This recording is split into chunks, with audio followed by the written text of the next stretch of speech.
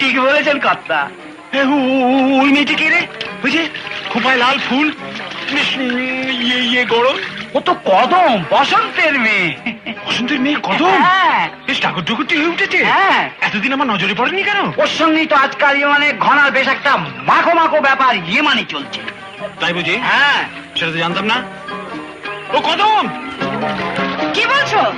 শোন শোন শোন, এদিকে শোন। বুঝছিলাম এত রোদে কি এত মাছ ধরছিস? ধরার পড়ছি কই গো, হাত লাগলে পিছলে যাচ্ছে। আহা, কি কষ্ট কি কষ্ট। তা এত কষ্ট কেন করছিস? আমার আড়তে চলে আয়, আমি মাছ দেবো, তুই আরাম করে বেচবি।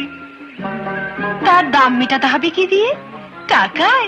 তাই গায়ে গতর। টাটা।